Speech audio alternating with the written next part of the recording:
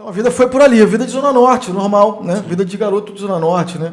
Rua, vila, brincar na rua. Então você brincou, você esfolou o pé no chão. Sem dúvida. Sem dúvida. Futebol de rua, futebol no paralelepípedo, né? Gol na roda do carro, né? De fazer os dois carros de gol. Havaiana, né? De trave, né? Essas coisas. Havaiana de trave, era isso. Então a vida foi assim. Até meus 16, 17 anos, né? Eu morei no Mera até lá, quando eu ganhei uma bolsa de estudo e fui morar fora do Brasil. Ah, então você fez faculdade fora do Brasil? Não, fiz o meu segundo grau fora do Brasil. Ah, fez o segundo grau? Na verdade, eu me formei, claro, depois eu voltei para o Brasil, fiz uma equivalência, porque o currículo tem que ser depois ajustado, né? Porque é diferente fora daqui. Então o teu ensino médio de hoje não foi cursado no Brasil? Foi parte aqui e parte lá. Parte aqui e parte lá. Quando eu voltei de lá, eu tive que fazer uma equivalência de algumas matérias que não tinham no currículo da Dinamarca. Eu estudei na Dinamarca, no caso, né? Mas em inglês ou na língua? Dinamarquês. Dinamarquês? Você ainda lembra do idioma? Lembro pouco. Como é que conseguiu essa bolsa? Eu fiz uma prova, na época, para o Rotary Club. Eu era envolvido com um grupo de jovens do Rotary, chamado Interact. Era um grupo um grupo social, de projetos sociais. Sim. Eu tinha 14, 15 anos. E eu estudava inglês, gostava muito de inglês, sempre estudei muito inglês. E aí tinha fazer uma prova de conhecimentos gerais e inglês. E aí eu tirei 10 na prova de inglês e 9,5 na prova de conhecimentos gerais. E aí eu tinha condições de escolher para onde eu queria ir. E hoje aí ganhei uma bolsa de 100%. Né? E era curioso, meu pai e minha mãe não tinham dinheiro para pagar a passar. Meu pai era contra. Meu pai falou, pô, você quer viver uma vida que não é sua, que você não pode e tal. E minha mãe sempre foi o contrário. Minha mãe ficava me incentivando, né? Pô, tem que sonhar e tem que correr atrás e tal. Meu pai era o contrário. Né? O empurrava e puxava, quer viver a vida que não pode. Mas é bom equilíbrio nisso na formação, é bom equilíbrio. Acaba que é bom, E eu acabei indo, a gente conseguiu, meus pais parcelaram a passagem, sei lá quantas mil vezes, né? Eu acabei indo e tinha uma bolsa, né? Então eu vivia com essa bolsa. Sim. O curso, o programa pagava $100. E lá, efetivamente, eu ia falar que o inglês hoje em dia é quase básico, né? E nessa época deve ser um grande diferencial, né?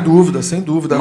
Para mim foi o grande diferencial da minha vida, eu diria. As primeiras oportunidades eram por conta da fluência no idioma. Pela fluência no idioma e pela experiência internacional. Sim. Né? Assim, eu comecei, logo quando eu brinco que eu tenho, outro dia um chefe meu, que é hoje meu amigo, né?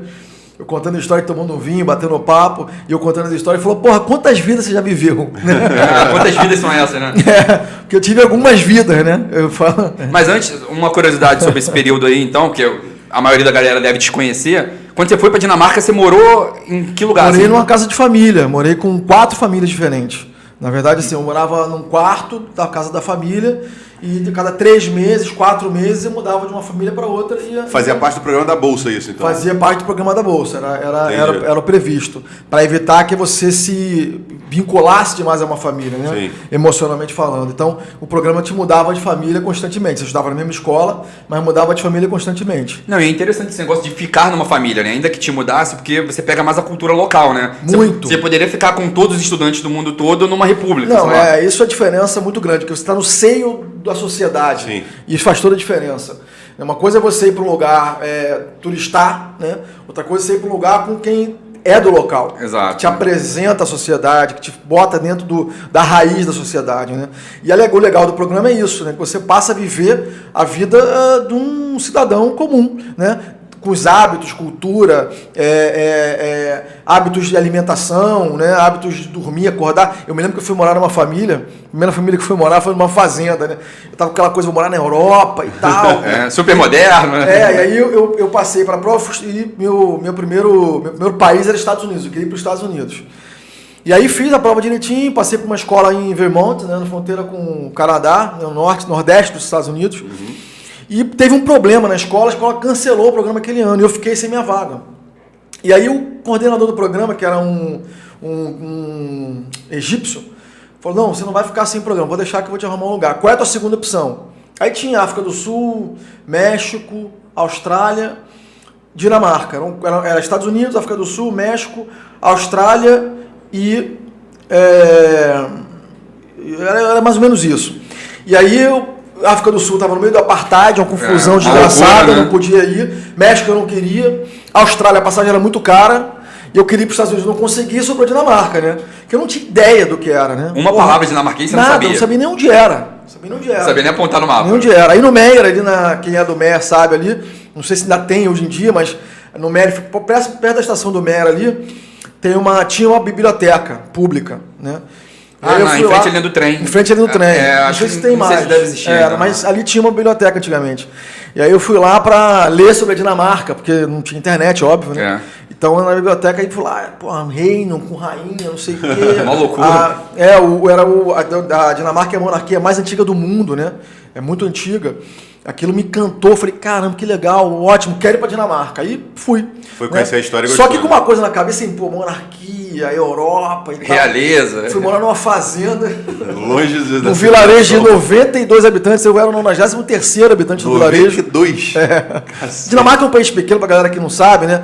A Dinamarca é um paísinho no norte da Europa, fronteira com a Alemanha, são duas ilhas e uma parte peninsular, que é que faz fronteira com a Alemanha. E ao norte aí tem ali Suécia, Noruega e Finlândia. Então é bem extremo norte da Europa, né? E essa parte peninsular, que chama Jutlândia, é a parte agrícola da Dinamarca, né? E eu fui morar numa fazenda de porcos. Caraca! Curioso. E quando eu cheguei lá, um choque, imagina, o máximo que eu sabia de porco era comprar no mercado, né? Do Meia para uma fazenda na Dinamarca não deve ser a coisa mais normal do mundo. E aí quando eu cheguei lá, a Dinamarca no verão, cheguei no meio do verão, a Dinamarca no verão só escurece depois das... Para começar, não escurece plenamente, né? No verão. Então, assim, 11 e tal da noite, fica aquela meio que fim de noite, assim, sabe? Madrugadinha, assim, início da manhã, né? Não chega a ficar escuro. E é quando a galera mais trabalha na fazenda. Sim. E todo mundo trabalha muito na fazenda. Então, eu cheguei lá na casa das pessoas e olhei e falei, cara, não tem ninguém em casa, ninguém comigo. Todo mundo trabalhando. E aquilo me deixou muito mal. Mas tinha criança na casa? Não tinha, era só assim, eu era o mais novo da família, vamos dizer assim, né? E aí fiquei mal, tive muita dificuldade de adaptação nessa realidade. Foi quando meu pai lá, o hospedeiro, falou, você não quer trabalhar na fazenda? Vamos trabalhar com a gente e tal. Eu falei, tá bom, vambora. É o que tem, né? E aí comecei a trabalhar, 16 para 17. E aí comecei a trabalhar na fazenda, né?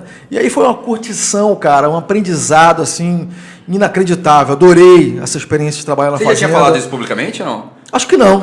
Porque eu dei uma pesquisada e não vi nada parecido com isso. Acho que eu nunca falei sobre isso, né? Não, e é legal porque, assim, eu falo com a minha esposa, porque, assim, essa experiência, eu imagino que... Eu não tive essa experiência. Eu gostaria que meus filhos tivessem, porque eu acho que deve ser um aprendizado para a vida de você aprender a fazer coisas que você não aprende dentro de casa, né? Acaba que a gente acostuma o pai e mãe a fazer as coisas e a gente não faz, né? Então, o valor do trabalho, né? O valor do trabalho, o valor de você aprender, sei lá, às vezes até... Você tá fora, são outros costumes que você não vai ter dentro de casa. Então você tem que aprender coisas novas. Exatamente. E eu falo isso com a minha esposa, porque assim, eu tô com 2 filhos pequenos, né? Então eu falo assim, eu quero que meus filhos saiam de casa o mais rápido possível, porque eu quero eles indo, sei lá, se virar, entendeu? É o que eu falo pro meu filho, né? E aí eu tô vendo um relato legal agora sobre isso. E é isso, a criação é muito isso. Todo mundo trabalha e todo mundo contribui para a produção da família.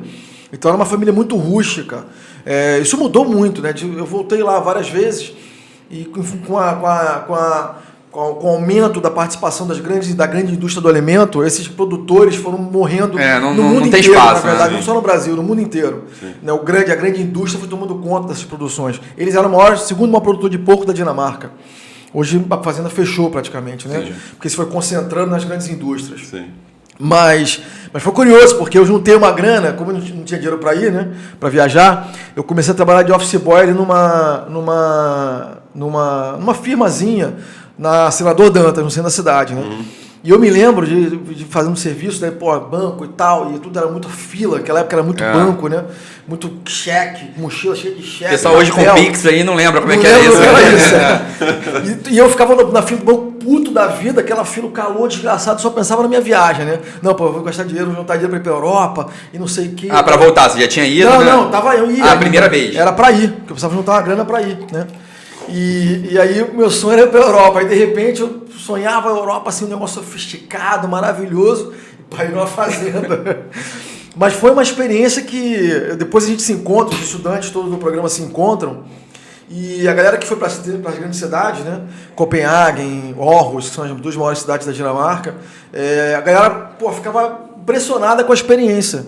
Que eles tinham uma experiência de cidade grande, que é legal também, mas não era tão legal. Não é tão diferente, né? Porque minha família, por exemplo, era caçadora, né? Caçadora raiz mesmo. Então, assim, caçava... Pegava uma espingarda, ia pro mato e... Ia com os cachorros. Igual de ver filme, né? Igual de filme mesmo. Ia com os cachorros e tal, e caçava, trazia os animais, a mãe cortava tudo aquilo, né? As peças e tal, congelava pro inverno. Essa era a filosofia. Então eu consumia aquela carne ao longo praticamente do ano inteiro. Você matava 2, 3 veados, né, uns animais muito grandes, botava no carro, trazia na picape, a mãe cortava aquilo tudo, congelava, então, e a carne ficava ali congelada o tempo inteiro. Então isso é uma experiência legal de vida.